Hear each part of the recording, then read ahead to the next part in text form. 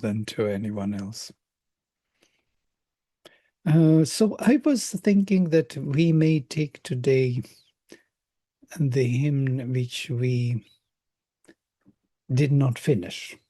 We started with the 124 Kakshivan long ago, and then we shifted to 123 because I wanted to start with 123, 124 Kakshivan hymns to Usha.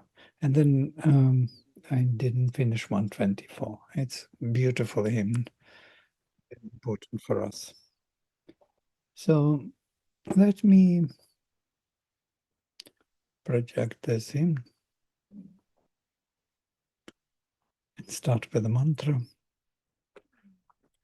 Om Vang me manasi pratishthitam mano me vachi pratishthitam aviram mo edhi vedosyama anistha shrutam me ma prahasi anenadhitena horatran Sandadhami Ritam Vadishyami Satyam Vadishyami Tanmamavatu Tadvaktaramavatu Avatu Mam Avatu Vaktaram Avatu Vaktaram Om Shanti Shanti Shanti.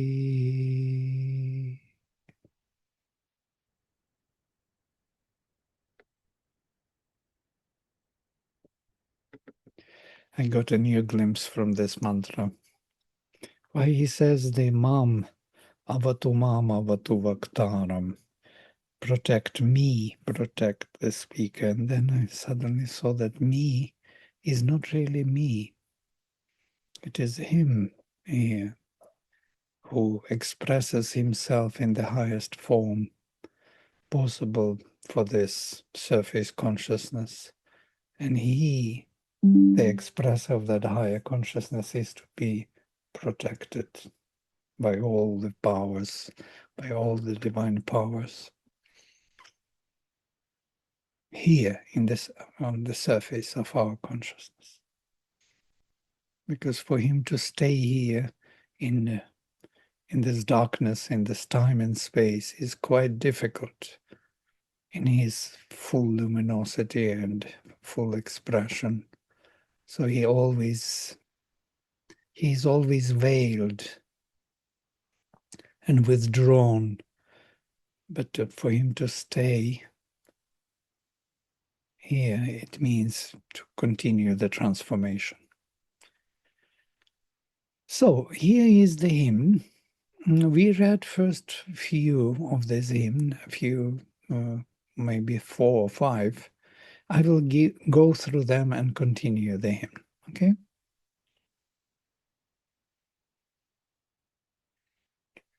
Usha uchanti samidhane agnao Udyan surya urvia jyotir ashret Devono atra savita nuartham prasavit dvipat prachatushpad ityai. The dawn is shining when the fire is lit. The rising sun spreads the light widely. And the god Savitar compels Prasavit us to move ityai towards our goals here. We have to move forward. We cannot stay in the same space and resolve old problems. We have to resolve new problems which are coming on the way. As Dvipad and Chatushpad, evolving in the soul and the body. We spoke about this before. Dvipad Chatushpad, not once, not twice, but still Dvipad, as Sri Aurobindo says, it is the soul and the inborn and unborn self. Yes. Unborn self is the witness Purusha above the head, and inborn self is the psychic being. And their connection is defined by this dvipad, two poised or two leveled being, unborn and inborn soul, unborn self and inborn soul, jivatma and antaratma. That is the dvipad. And chatushpad are four levels of consciousness: physical, vital, mental, and beyond supramental. So the whole nature is evolving on these four padas, four foundations. And man is unique because he has these direct connections with the transcendental. And that is psychic being, antaratma. It is connected directly to the beyond, bypassing all these four levels. And so if you put these two together, Dvipat and Chatushpat, you have a complete picture of what is to be developed. Our nature is to be transformed, physical, vital, mental, and beyond. And the transformative agent here is Dvipat, our soul, who is Yajamana, who is constantly making this transformation possible.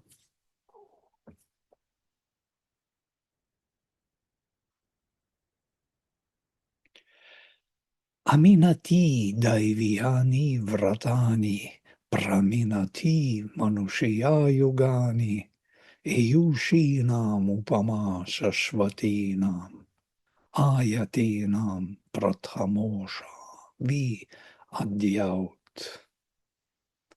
Not diminishing the divine laws, but measuring forward and thus forming and defining the human ages, the last of those of all those eternal ones, of all the eternal ones. I make a correction on the fly.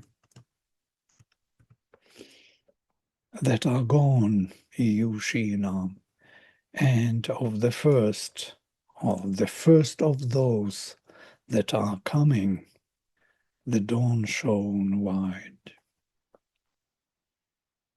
We are the out, spread the luminosity wide. So she is the first of those who are coming. She is introducing all those luminosities or the actions of the Divine Mother who are there waiting for us in the future. And she is the last in this long succession of the dawns who came before. It tells us something, that the action of the Divine Mother is uninterrupted, ongoing, and will continue to in the future.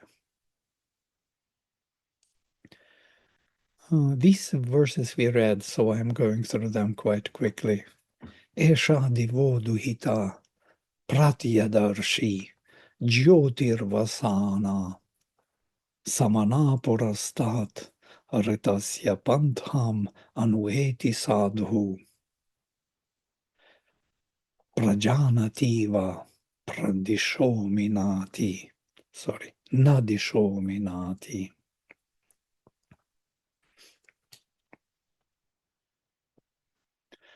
The daughter of heaven has appeared fronting the world from the east. She is from the east, Purastad, Pratyadarshi, Prati Adarshi. She appeared fronting from the east, wearing the garments of light, Jyotir Vasana, literally wearing the light. The light is her garment. She perfectly or efficiently follows the path of the dynamic truth. Ritasya pantham anueti sadhu. Sadhu I translate as efficiently or to the point, successfully, perfectly. From root sad, to reach the goal. Reaching the goal. So to say, she is constantly aligned with the direction of evolution, not deviating from it, not bypassing it. Prajanativa, as if knowing clearly what is to be manifested. That's one word I translate prajanativa, as if Eva, prajanati, as if she knows objectively what is to be done. She knows what forms are to be embodied and how they are to be embodying the divine. And not diminishing the directions of space. Nadisho, Minati. She is not changing, shrinking, modifying the space, as it were. She's only modifying the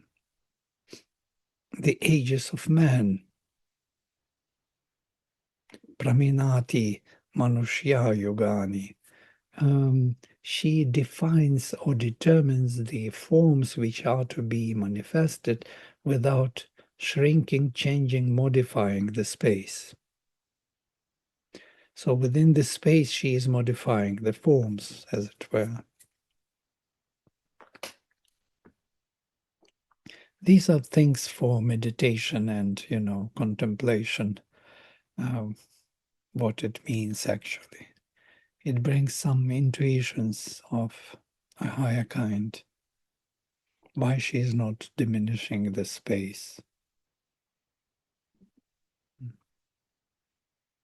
Hey,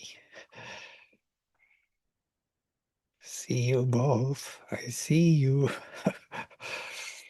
Hello. Rosie. Liv. Such a nice name. Actually, it is a Swedish name, Liv.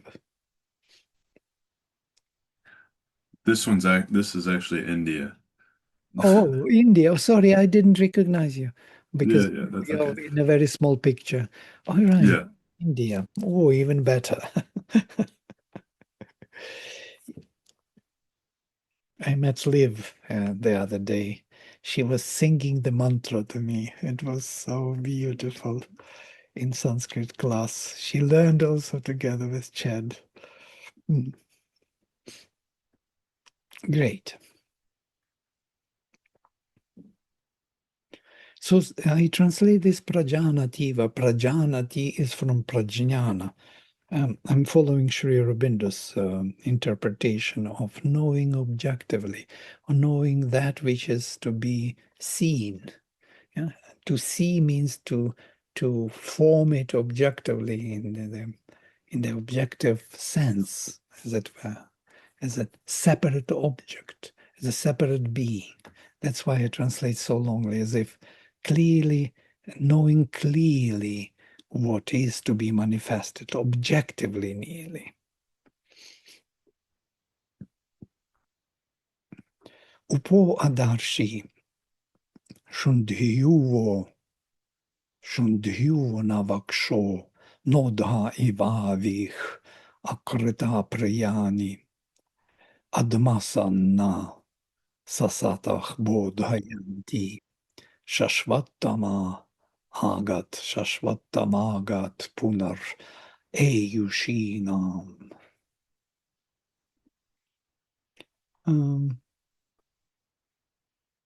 This we also read. O dawn, as of a radiant and beautiful lady, your body is seen. Like Nodas, there is some Rishi Nodas, you have revealed all your beauties, awakening the sleeping ones as if they were your friends or her friends.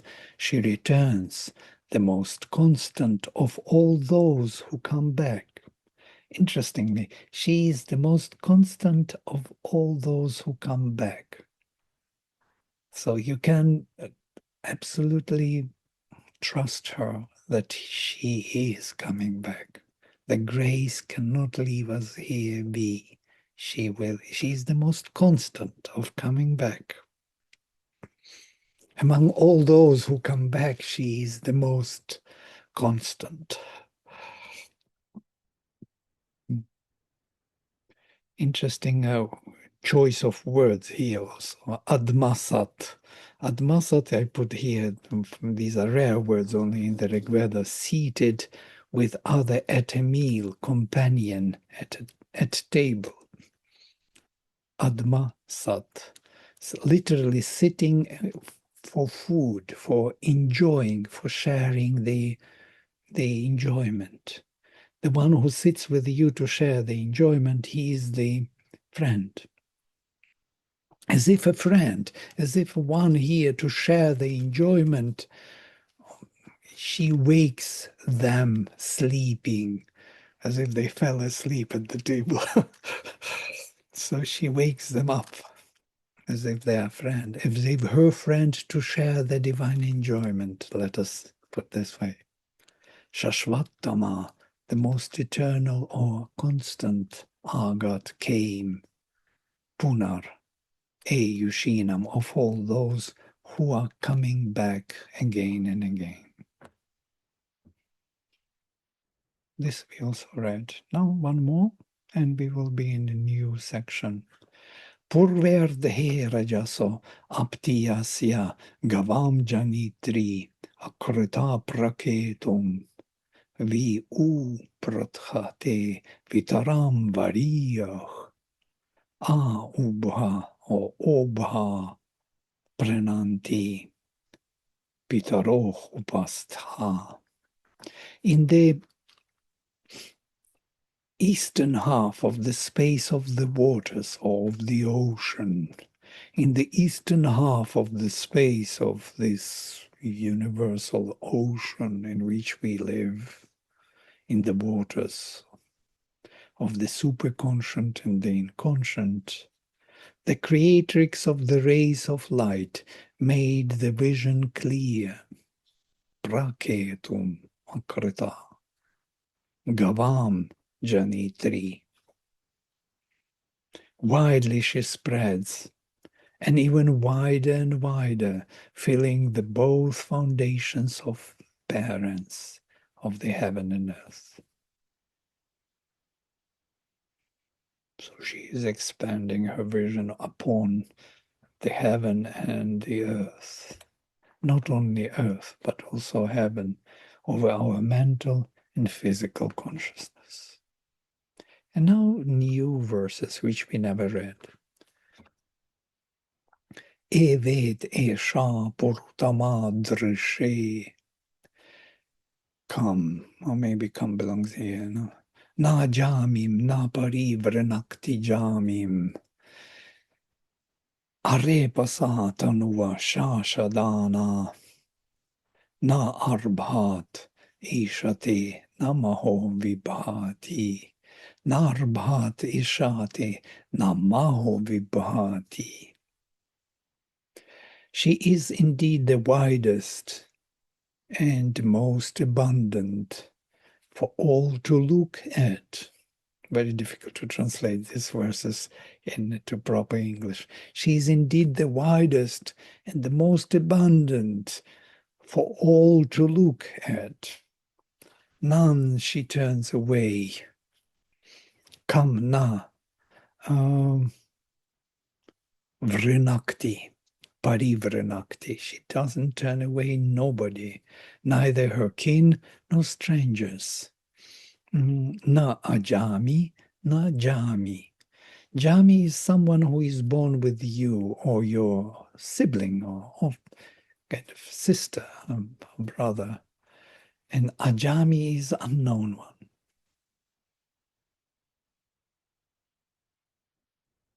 Proud of her perfect body, she turns not away from small or great, shining wide. Arepasa, perfect. Tanua, Shashadana. Interesting. Shad is to triumph. She's triumph. She feels the triumph in her perfect, not her hurting body, spotless body. Her substance of light is spotless. It's not marred by any elements of darkness. She is constant in her hue everywhere. Arepa satanua shashadana. Na arbhat, not from the small ishate, she moves away. Namaho, and not from the great one. Vibhati, and she shines wide. The word Purutama, yes, can be translated in many different ways. It's abundant or everywhere, or the wide. So I put two words, the widest and the most abundant, for one word, Purutama, who is in many places, Puru, or for many, or, yeah, difficult to find the equivalent.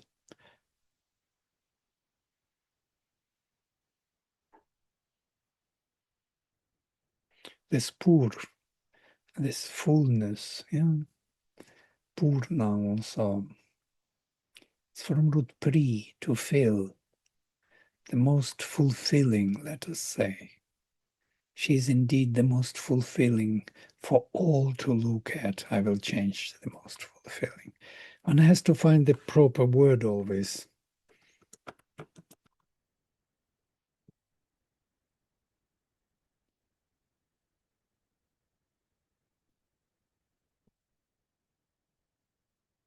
And then, number 7.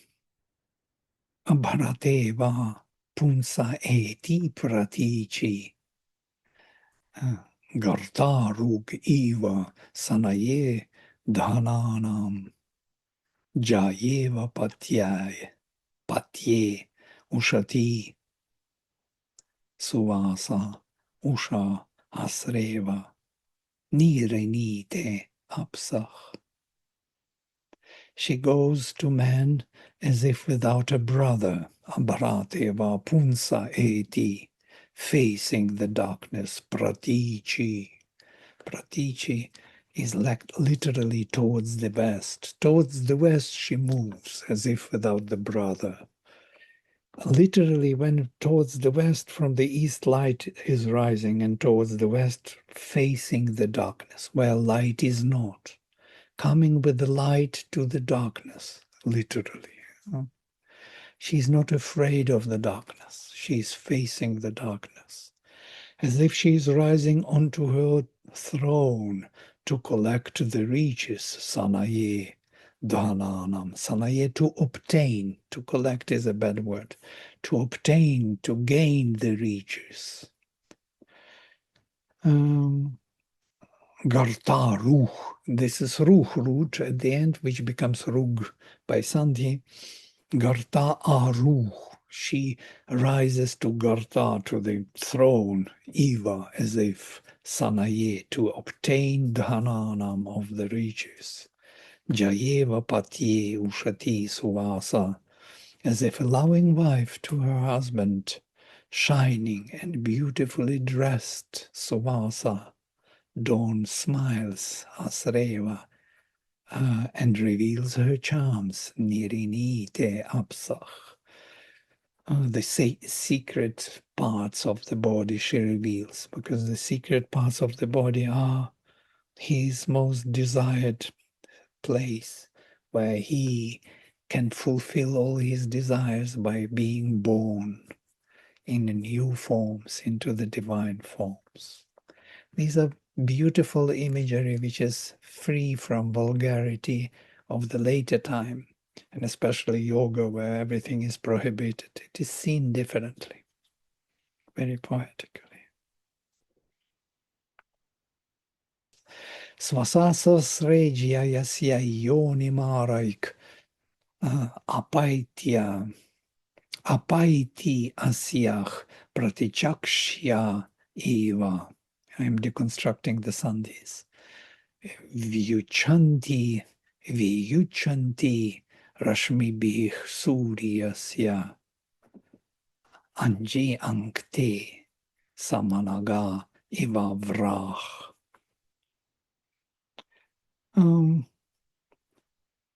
Sister vacated a seat to her elder sister, departing from her as if she wanted to be seen.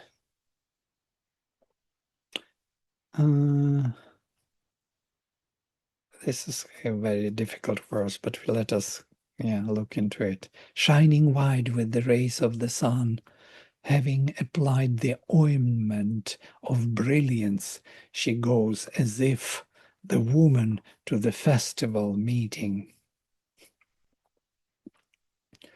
Applying ointment. The women were applying ointment, most probably. Swasa swasre, as sister to the sister. Jaya si. And this is what we learned in our class. Jaya si. This is Yam's suffix of comparative. As to the elder sister, you see Jaya si, Nadia, the same dative case. To the Swasrejiyaya, to the elder sister Swasa Yonim Araik. She vacates her yoni. Yoni is in a general sense, it is the something which holds the whole space. Yeah, it's a womb, actually. She vacates the womb to her old elder sister. Interestingly, the womb is the universe. In the Gita, Sri Aurobindo says that Samam Brahma is my yoni. My yoni is Samam Brahman. The spirit, which is equal everywhere, is my yoni, into which I cast the seed. So the space, the universe, is this womb in which someone is to be born. The divine is to be born in this universe. This is the symbolism of yoni, from root you, to unite everything, to hold in oneness. Unity, union, you name it, it's the same etymology, most probably. So, and from here, huge yoga, yes, with extension J. So this yoni is vacated to the elder sister. Departing from apaiti asyach, from her departing pratichakshi, pratichakshya eva, as if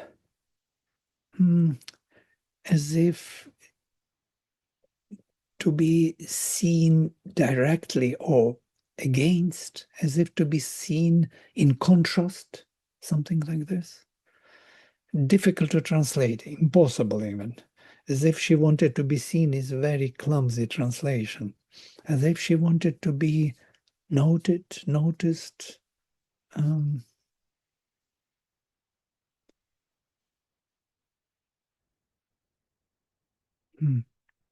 leave it at this for now. Shining wide, Viyuchanti, Rashmi Suryasya, with the Rashmis, with the rays of the sun. Anji Ankte, she anoints herself with ointment. Samana Ga. Samana is the place of assembly or the gathering or the festival or where the crowds are. Samanaga. She moves to the crowded spaces as if Vrach. Vrach is Sayana translates it as the name of the dawn. It's unknown. A heap, host, multitude. Maybe multitude, as if to the multitude she moves to the assembly. She faces the multitudinous creation. She faces all. There are also very different translations by Western scholars. They say that she's as if the lady who sells her body goes to the crowds for her, concubine, something like this. Which I don't see at all, even a trace of this here. But what can you expect from Western scholars to think about it?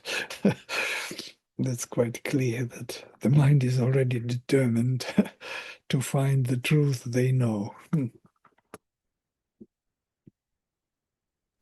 Mm. So Vladimirji, one thing that Griffith's translation is there. Even if nobody's translation is there in the, I mean, the Griffith's translation is there. How reliable is? I mean, can be. Yes, Griffith is the closest and the best, actually, in my view. Who could have thought? I've seen so many translations, yes, and Griffith is at least trying to put it into the poetic form, and he is not imposing extremes. He's just following in the middle kind of way. Yes, yes, that's also. Yeah, I mean, if nobody's translation is there, Griffith's translation is always is a must that I found. And here, this one I will just read out his translation. The sister quitteth for the elder sister her place, and having looked on her departeth, she decks her beauty, shining forth with sunbeams, like woman trooping to the festal meeting. Yeah, nice. You see, he tries to Yes, keep it in the yes, poetic form. yes. Even poetry, he did so much work to keep the poetic rhythm in English. Yeah, it's amazing.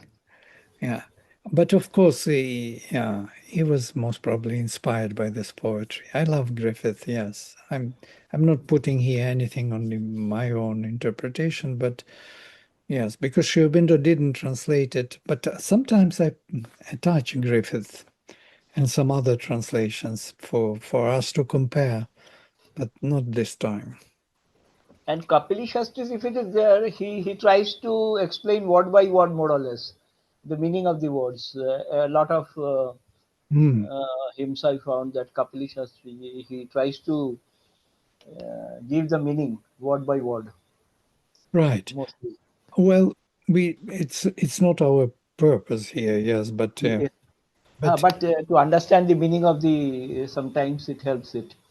oh yeah, yeah, absolutely. Yeah, I did this work with some hymns. It's a lot of typing, yeah. That's why I'm kind of not doing it. Otherwise, of course, it would be nice grammatically each word to see what it is and then to recompose in your mind maybe new meaning. I did with few hymns like this, with Nakshatra and with others for people who asked for it, but otherwise I don't do it.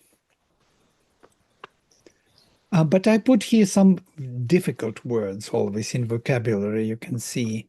For those who know classical Sanskrit, these are kind of difficult to get. So you have to. Each hymn has some words which are only in this hymn. It's very difficult. Like this, for example.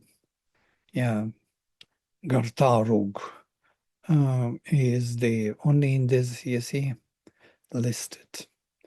Only in this verse. You will not find it anywhere else. But you can recognize it by knowing Sanskrit. All right, I will stop here since there is a fresh thing coming in. So, and open for the discussion if there is any reflections, thoughts, please.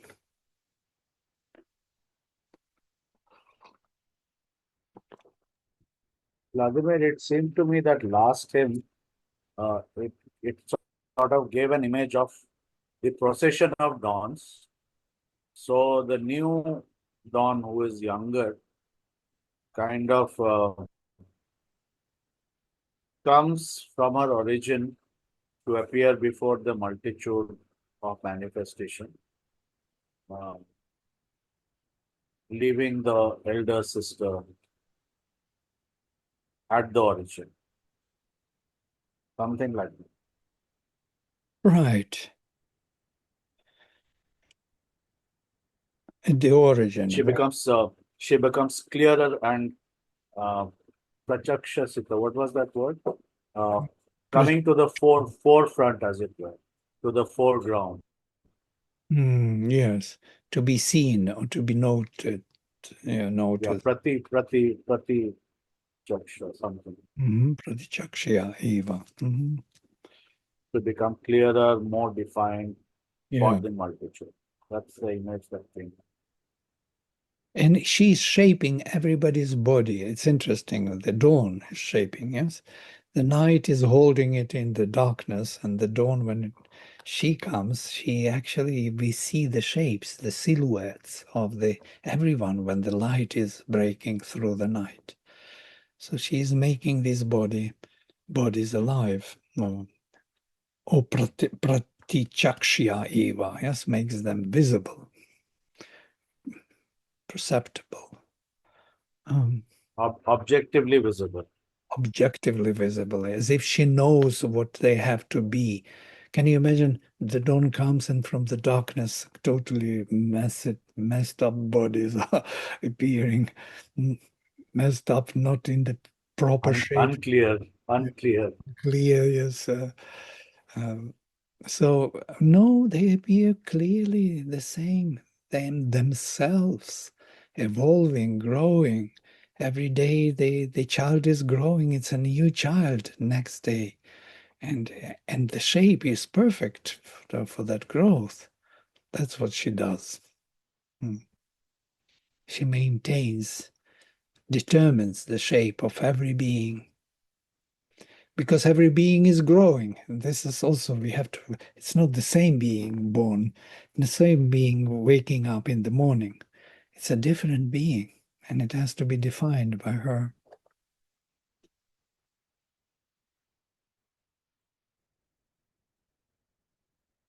Oh, some of us getting older and fading away. But yes, that she also does. She does this. She diminishes the yugani, manushya yugani, the human ages. She diminishes. Yes, for some. For others, she extends. The Divine Mother in her action.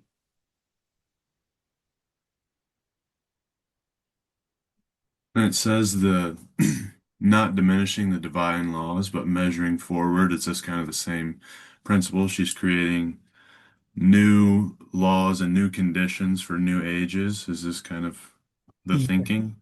Measuring forward means towards the future. So she Yeah. takes into account the time. Yes, absolutely. Yes. Yeah. But not diminishing the space, which is interesting. Also interesting, absolutely unexpected. She should have done something with the space, but she leaves it be for some reason. Because Maybe it has to expand, no? Into vastness. she brings the light she expands the light in the space. So it means if she expands, let us think for a second, if she expands the light in the space, and space is nothing but light, which is not aware of its quality, of the supreme quality of light, yes? Light forgot itself, consciousness forgot itself in the darkness, then she is kind of bringing it back to its self-awareness, what it is, yes, the darkness, the space. So in that sense, she's not diminishing it, she's rejuvenating it, yeah, refreshing it with its awareness, igniting it, as it were. In that sense, she is not diminishing. I'm just wondering what it means, not diminishing the space.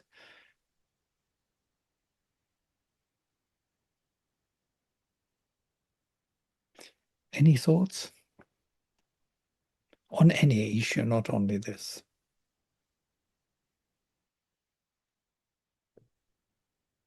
Vladimir, I have a question going back to what you were talking in the beginning about Dvipad,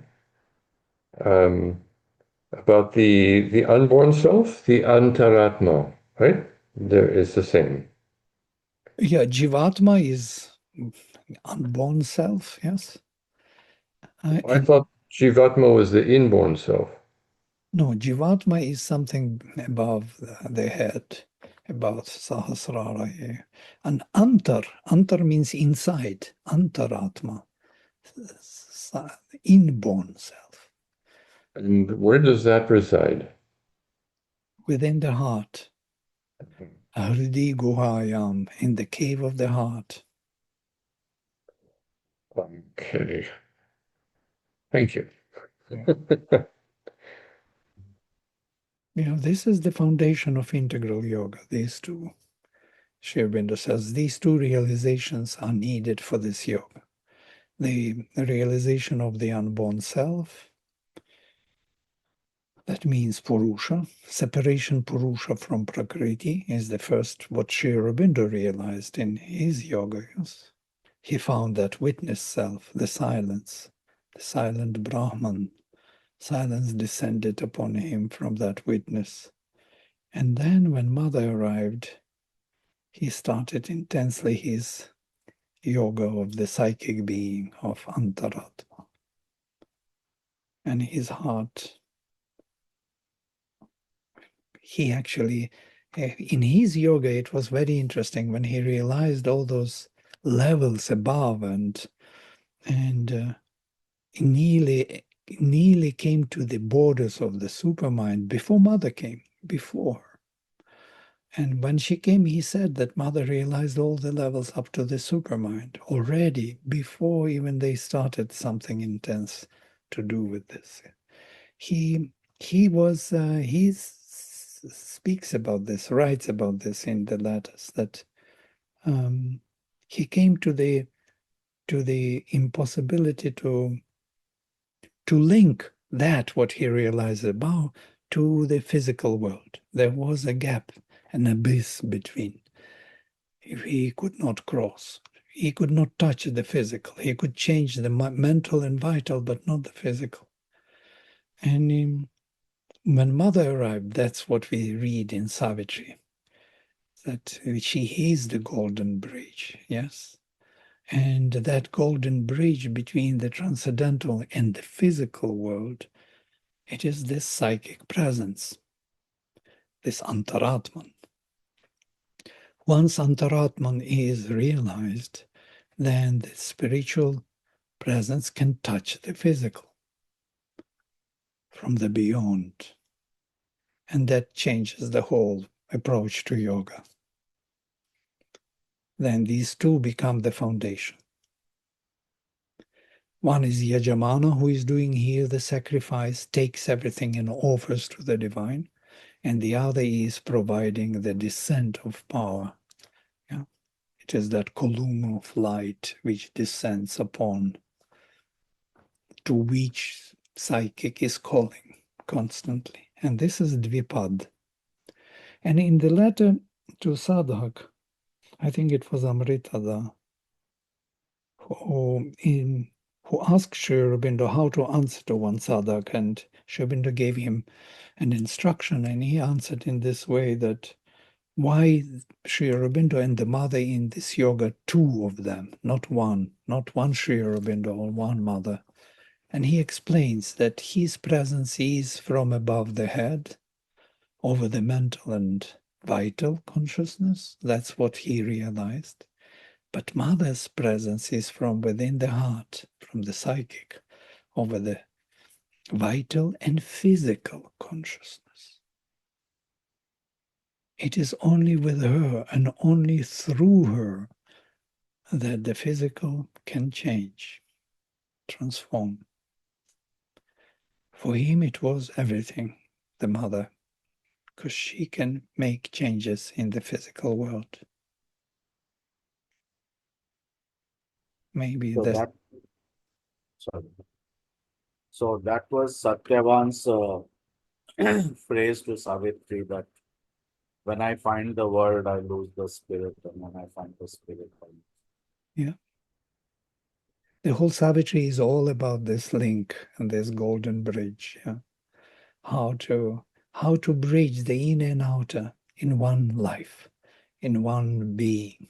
We are so disconnected, yes. Either we go into the beyond somewhere, disappear in the spirit, in the presence, or we actively live our life, but then we become very unaware of that inner spirit. So how to bridge the two? And for that, psychic realization is central, most important. Yajamana has to be found, the flame within the heart, and brought forward for its action.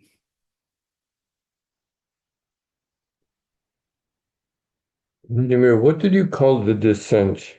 After you talked about Yajamana, that's the offering or the sacrificial offering, correct? Yajamana is the person, actually, the being, the one who makes the sacrifice, Yajamana. Literally, this is participle present, middle voice, yes? Who yajate Yajamana. I'm speaking to our Sanskrit students. The one who is constantly sacrificing for his own sake, because he is expanding his presence through to the surface. He is bridging. Yes?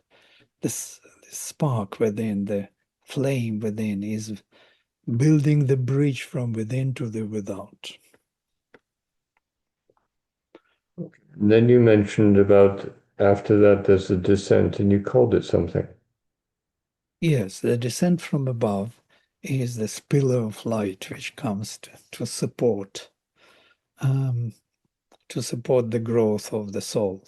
Soul, or Yajamana, or a psychic being, or Antaratma, or this, or Chaitya Purusha, another word, or Antaryamin, another word.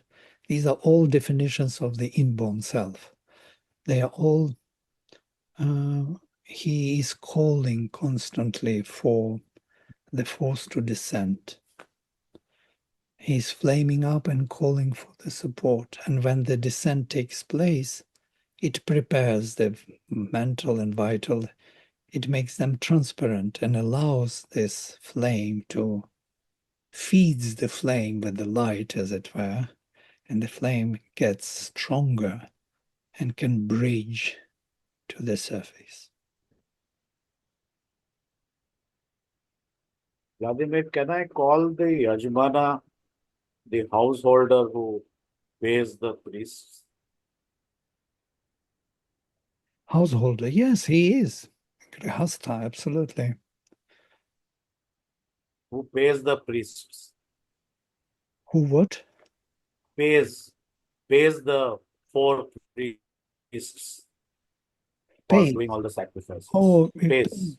yeah, maybe. I didn't think of this, that he is giving dakshana to them. Yes, maybe. The priests are actually the different functions of the same Yajamana. Yes? They are only of universal nature, or so they are doing his work. Yeah? We should not forget that Yajamana is the supreme here, who is being born in the individual form, individual frame. Yeah? It is he alone who wants to be many. And so he is superior to all powers, to all the gods. The gods are here his functionalities, his helpers, as it were, providers, supporters. Their function is to support his growth only. By themselves, they do not do anything else.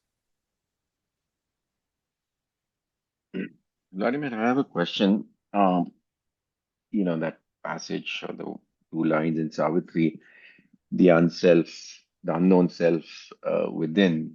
So that you said is the psychic being, right? That's the one that grows through evolution. Well, I do not know what you are quoting, so cannot say whether that Oh, line. the one you said, right? The from the two lines from Savitri, the unself, the unknown self within who is the guide, the unknown self above who is the goal, right? I think you quoted that I just did, now. but yes, most probably, yes, yeah. If there are two mentioned within and above, yes, then there are these two. One, So yeah, yeah, so just as a follow-up, like there was a discussion we were having at our center in the other yogas where they do not really talk about the psychic being, right? Is there still a development of the psychic? Maybe it's not conscious, but it seems, at least how one would perceive it, is if you are to grow. I mean, even if the goal is nirvana, right? Which is probably true for most of the traditions that we have today, at least in India, I would say. Uh, would would there be a growth of the psychic, you know, uh, whatever. or do you think that's not necessary? No, it will be, definitely. Mm, How else? The very drive for them to reach the spirit is the psychic drive, yes. mm, mm, Otherwise, how would they want it even to realize the spirit? They only want, they are kind of, their mind is bewildered, that mind-made separation on the spiritual and mundane, yeah, and wants to leave mundane behind and merge into spiritual. It's a legitimate desire of the psychic, yeah. But mm, psychic takes onto itself the whole nature and starts transforming it. But bewildered by the mind, that aspiration became very mental. Sri Aurobindo says that Shankara's truth is there, but it is a very mental approach, he says. mm. Yeah, Interestingly, but this word, sorry. mental approach, yeah. I think where the discussion was, I mean, I felt the same way what you said, but then there is no, you do see, and you do see it even today, right? People who will be great, bhaktas, but there is not the widening of the consciousness. There is not the unification of the consciousness around the psychic center, as Mother says, right? Mm. So it's very one-sided, right? That was the point, that and it seems that because their goal is something different, maybe there is some. I mean, I'm just speculating. That's why I was, wanting to just put it out there that, is it maybe more limited, because the goal is limited.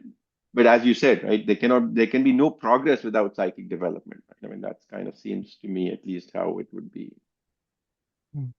I'm also wondering about this very much, but I see how they react. Most probably, I will tell you what I think now, is that this particular format of Advaitic, only spirit, and Brahma Satyam Jagan Mithya, was very useful for some time, because otherwise we would be totally gobbled by the mundane life, yeah, and become like in the West, totally not spiritualized in a way, choosing only material, the enjoyment and satisfaction of senses, which is usually the case in the whole world, yeah? Even if we don't want.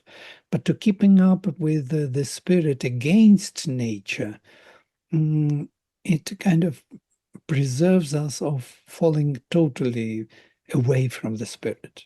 And most probably in that period of the development of humanity, it was the only way. Otherwise, there would be this Vedic way would continue, pre-Vedic, pre-Chaldean tradition, where the transformation of the nature by the spirit was the major point. And then it disappeared because it was not possible for man. Man was not ready for this. Yes. So, and in that sense, this device was, or this transition was kind of which we are now. And it's finally Sri Aurobindo coming and with the mother and brings this ancient ideal of the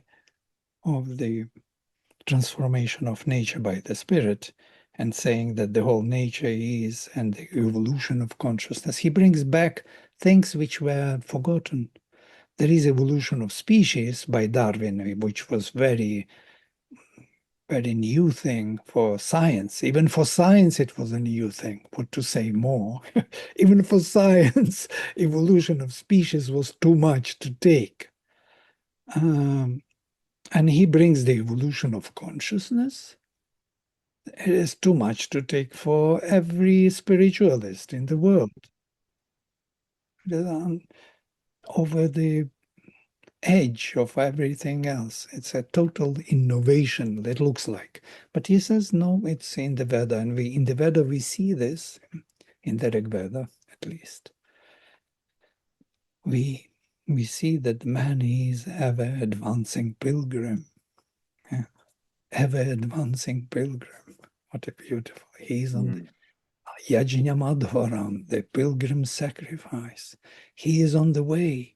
And she, the dawn, comes. She is the last of those who came before, and she is the first of those who will come. She is the most constant in those who return. So here we have it. This is not spoken in any religion. No way. Yeah, that is the return of Jesus, but that is it. This is it. Yeah? There is no vision of a developmental paradigm of consciousness within nature. And in that sense, of course, it is the only truth. Once you know it, you cannot go back even if you want to. You want to go back and to disappear in the nice, meditation on the spirit and become the spirit and stop being yourself, you can't do it anymore. There's something which is not allowing you. That's maybe psychic awareness or something. Tells you, no, wait a minute, I will take all the hardships, but I am not going to disappear in the spirit. Why do you think that is? That there's nothing else that speaks of the transformation. Can I cut in here? I just want to say I think Christianity, as it's generally taught, what you said, Vladimir, is true, but I really believe it's there. It's just deeply hidden. I would agree with you totally. No issue with me. To find the truth in every religion, the very, especially Jesus with his psychic intentions, must be there, must be there. And in uncanonized, I've seen it, yes, in uncanonized literature. I'm sure that what we have today is not what Jesus was really teaching or was meant to be taught. But we took what we could, yes, what our consciousness could take. Yes. Why it is so, what do you think? Why it is so, Chad? I think human consciousness has probably fallen, and it's kind of devolved. As you were saying, it seems to be Christianity may have had it in its roots, but it's devolved into something that's, a shadow of what it used to be. And still something remains, yes? Yeah. Every time this attempt to arrive at this truth leaves the trace, leaves something which will come back and even stronger and even stronger. The darkness is infinite. It resists the change, of course. And still there is no other way.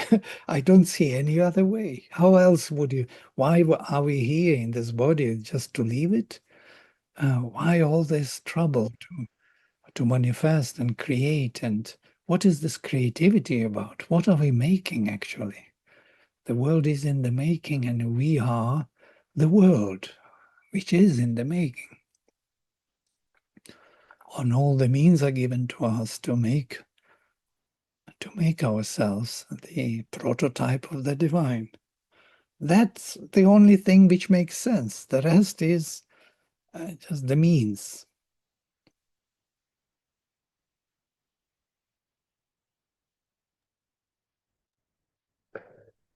I was just For me, thinking that go ahead. just quickly, that as we refine our spiritual knowledge and our spiritual aspirations, we will push our understanding and awareness, kind of push it forward with us as we progress.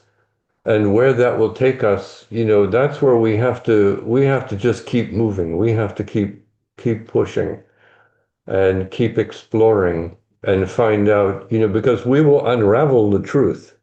And wherever we happen to end up, whatever humanity evolves into, it will evolve into that. Just like technology continually refines itself and gets better and better and faster and more compact, we will do the same in our consciousness. The thing is, each one of us has to keep working at it, keep refining, keep looking, keep searching um, for the truth. And as we were talking about creativity, I think it's bliss and love that is the motivating factor that drives us forward because we want freedom, we want bliss. And if we keep pursuing that, we will be following the path of truth. And we will get there, wherever there is.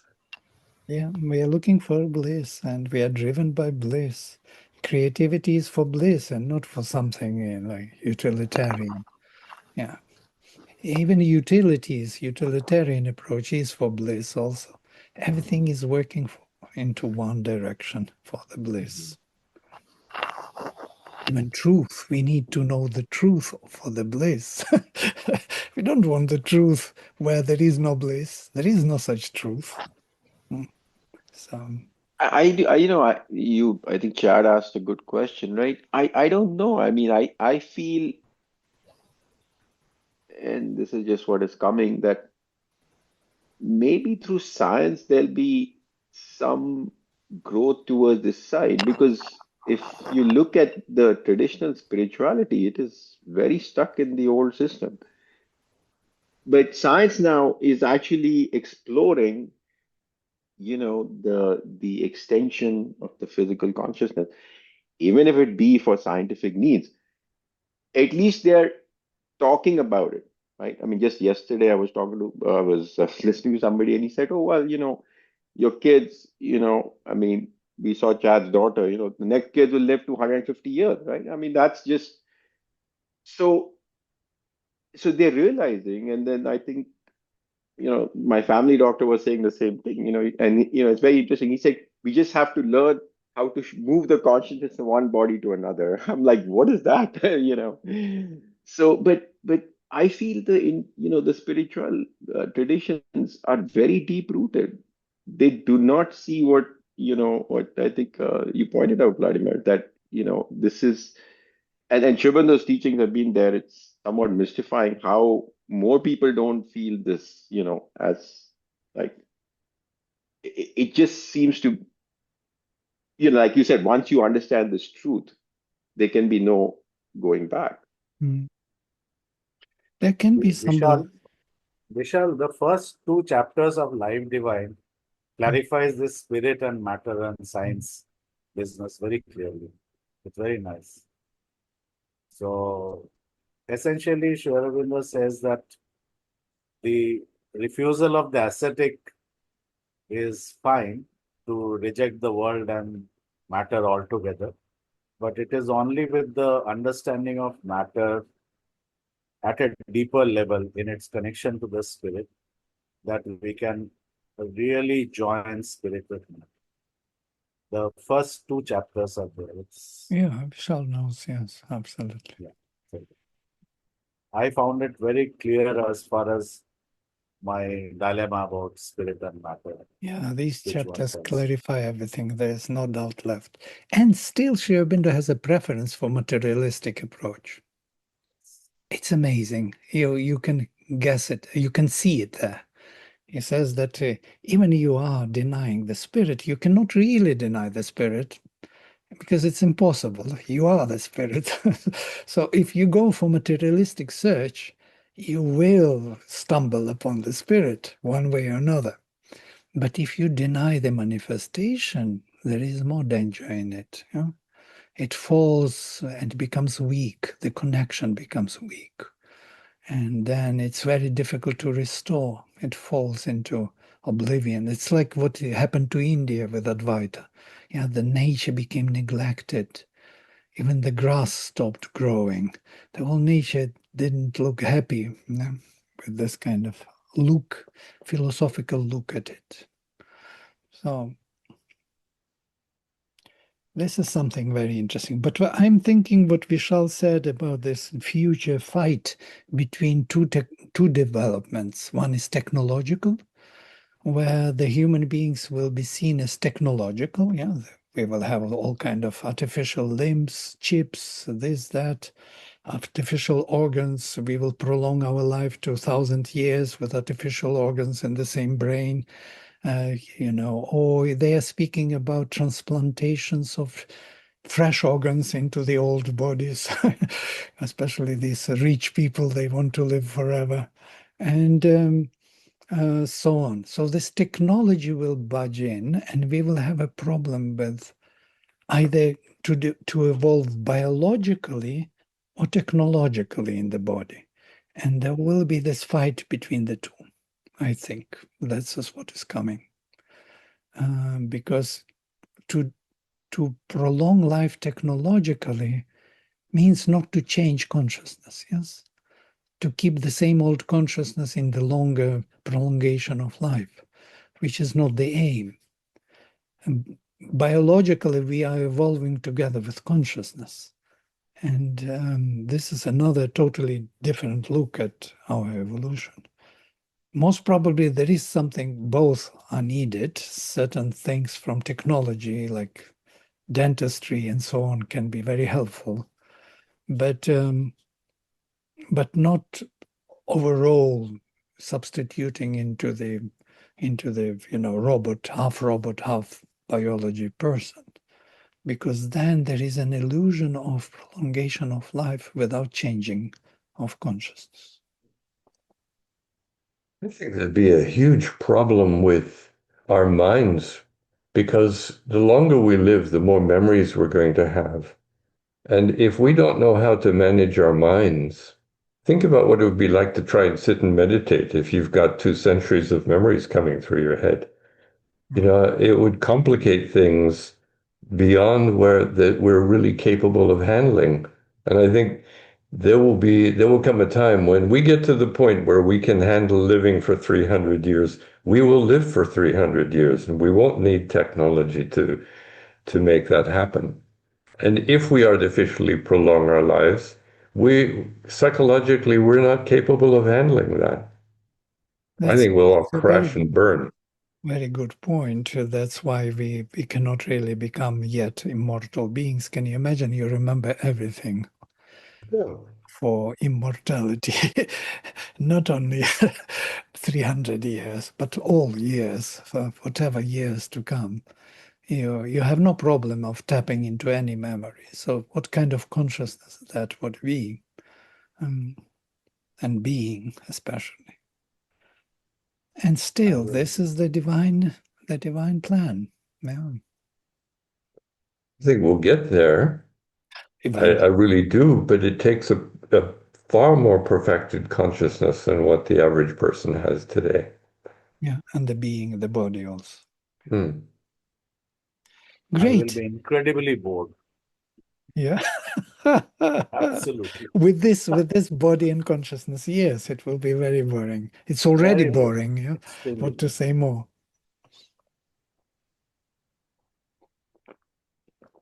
But it won't be boring because the divine will be there. And when the divine is there, it's never boring. It's always fresh look. The joy is in everything. When the divine deity, when the divine influence uplifters withdrew, I forgot the exact quotation. When then the smallest seemed divine, you remember, and when it withdrew, then the greatest action felt dull. Yeah. So when there is no divine presence, everything looks dull.